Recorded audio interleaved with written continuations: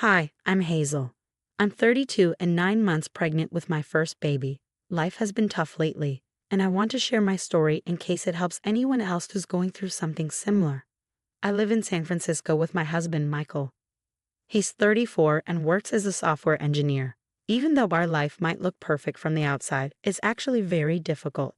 Michael doesn't support me emotionally or help around the house. Most weekends, he's at his parents' house, leaving me to handle everything on my own. Even though I'm pregnant, I love photography, and taking photos of my daily life gives me some happiness. But Michael's lack of support and constant criticism often overshadow that joy. One night, Michael came home and demanded that I go buy beer from the store. I was tired and felt uncared for, but I agreed to go. On the way, I felt hurt and wondered why he couldn't go himself. But I knew arguing with him would only make things worse. When I came back, Michael barely noticed my effort and kept criticizing me. His words hurt a lot, but I tried not to cry. Our relationship had been getting worse, and his behavior was becoming more hurtful. The next morning, Michael acted like nothing happened. He was cheerful and didn't acknowledge the previous night. I decided to cook a special dinner to make things better. I spent the whole day preparing his favorite meal, but when he came home drunk, he insulted me and questioned my worth as a wife and mother. I felt even more isolated and unsupported as my due date got closer. Michael wanted to go on a family trip with his parents, and even though I was worried about traveling so close to my delivery, he ignored my concerns. His parents, who often criticized me, agreed with him. On the day of the trip, my water broke, and I was scared. I told Michael we needed to go to the hospital right away, but instead of helping, he kicked me out of the car, angry that I might mess it up. I felt completely abandoned. Thankfully, our neighbor Na saw me in trouble. Na, who was married to Michael's boss, rushed to help and called an ambulance. She stayed with me at the hospital and offered comfort while I gave birth. Her support was crucial during such a vulnerable time. In the hospital, as I held my baby, I couldn't stop thinking about Michael's neglect and his family's criticism. I knew I couldn't keep living like this. Na became a close friend and supported me through everything. She even told her husband about what happened, which was important later on. A video of Michael kicking me out of the car went viral, and the public backlash was huge. Michael lost his job, struggled to find new work, and faced a lot of public shaming. His behavior had severe consequences, and his reputation was damaged. Meanwhile, I found support from my parents and Na. They encouraged me to think about my future and my baby's well-being. I started considering divorce, realizing it was the best option for us. The strong evidence and public pressure made the divorce process easier, and Michael and his family reluctantly agreed to the terms. After my baby was born, my life began to change for the better. I knew I had to make decisions that were right for me and my child. Michael's behavior had become unacceptable, and I had to think about our future. Na continued to support me, visiting the hospital, bringing meals, and offering encouragement.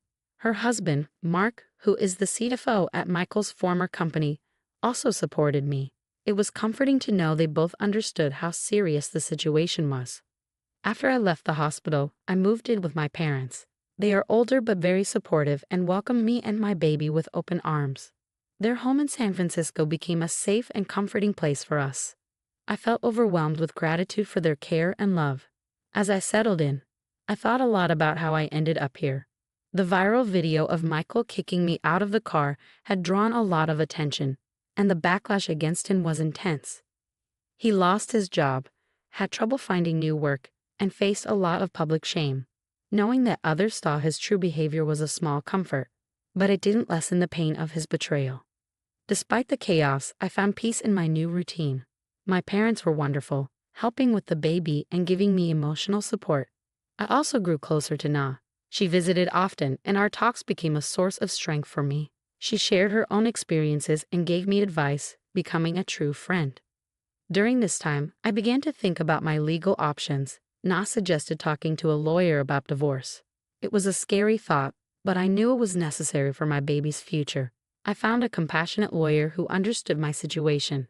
We discussed the details of my marriage, and I showed the evidence of Michael's neglect and abuse. The divorce process began, and it was relatively straightforward due to the public pressure and the viral video. Michael and his family had little choice but to agree to the terms. The process was a relief, though emotionally draining. Meanwhile, I started finding joy in small things again. My passion for photography was rekindled, and I took many pictures of my baby, capturing precious moments. These photos were a reminder of the new life I was building.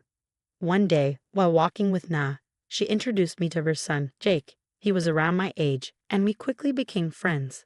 Jake was kind and understanding, qualities I had missed in my relationship with Michael. He often helped me with the baby and offered to babysit, giving me some much-needed time to myself. Our friendship grew, and it started to turn into something more. Jake made me laugh and reminded me that there are good people in the world. My parents also liked him and were happy to see me smile again. It was a slow process, but I was beginning to heal. Na and Mark were incredibly supportive during this time. They helped me with single motherhood and the emotional aftermath of my divorce. Mark gave practical advice, while Na provided a listening ear and warmth. Despite the challenges, I felt empowered, taking control of my life and making decisions for me and my baby. The pain from Michael's neglect and abuse was still there, but it no longer defined me. I was stronger than I had realized. As I adjusted to life as a new mother and dealt with the fallout from my marriage, I found strength in the support around me. My parents, Na and Jake, were my constants, helping me through the toughest days. The divorce was moving forward, though it was emotionally taxing. Michael's family denied his behavior and tried to blame me for everything. Even though it was hard dealing with their criticism, I knew I had to stay strong for my baby. One morning, my lawyer called to tell me that Michael wanted to discuss the divorce settlement. I was nervous but agreed to meet if our lawyers were present. Facing Michael again made me anxious, but it was necessary. The meeting was tense. Michael looked worn out and bitter, blaming me for everything that had gone wrong. His words hurt, but I reminded myself that he was the one who had abandoned me. Our lawyers helped keep the discussion civil. Michael agreed to the terms, including child support and visitation rights. I felt a huge relief as this marked the end of a painful chapter in my life. When I got home, my parents were eager to hear about the meeting. Sharing the details with them felt like a weight lifted off my shoulders. My mother hugged me and said, "You're so strong, Hazel. We're proud of you." Their support was a great comfort. My relationship with Jake continued to grow. He was a positive presence in my life, and one evening he told me, "Hazel, you're amazing. You've been through so much, and yet you're still standing. I admire your strength." His words touched me deeply. For the first time in a long time, I felt appreciated and seen. Our bond grew stronger, and soon our friendship blossomed into something more. Jake became a loving part of my baby's life, and my parents were happy to see me happy. However, not everything was easy. Michael's parents kept interfering, calling and demanding to see their grandchild. They refused to accept the damage Michael had caused and acted as if nothing had changed. Dealing with their criticism was exhausting, but I stood firm, setting boundaries to protect my peace. One day, Na invited me over for coffee. We sat in her warm and welcoming kitchen, and she asked how I was doing. I told her about my struggles with Michael's parents and the difficulties of being a single mother. She listened carefully and then said, "Hazel, you've come so far. Don't let anyone take away your peace. You have every right to protect your happiness and your child's well-being." Her words were empowering. Na had become more than just a neighbor. She was a mentor and a true friend. Her husband Mark also helped by advising me on legal matters and explaining my rights. As the months went by, I grew stronger and more confident. I began taking on freelance photography projects, something I had always wanted to do. It felt great to pursue my passion and support my baby. Each photo I took was a sign of the new life I was building.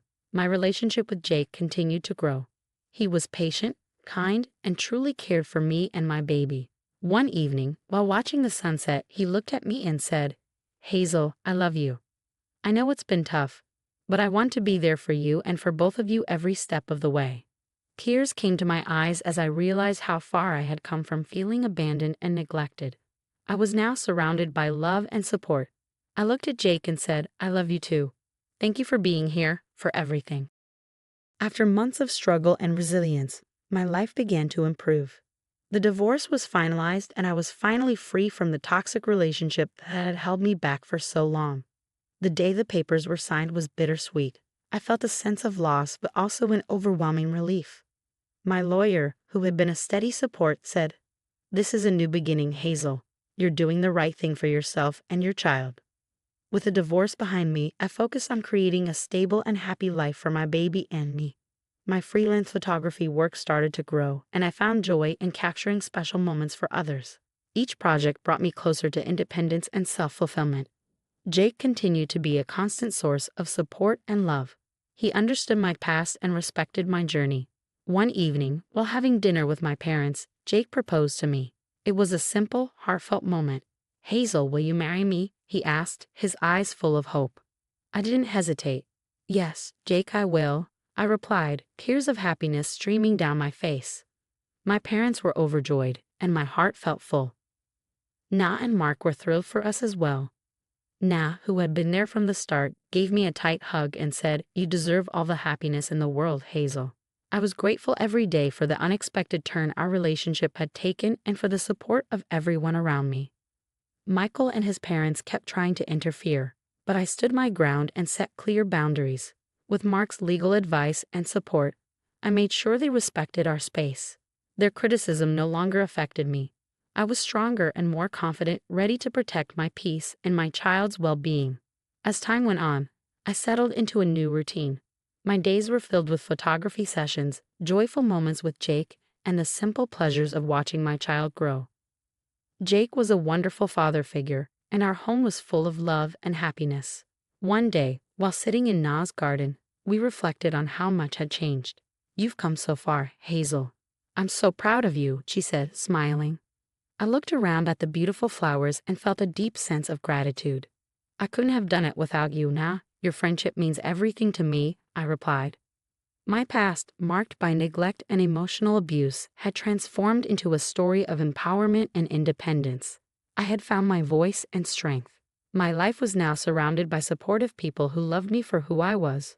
To anyone listening, I want to say, no matter how dark and difficult things may seem, there is always hope. Surround yourself with those who uplift and support you. Take it one step at a time and never forget your worth. Empowerment and happiness are within your reach. Thank you for following my journey.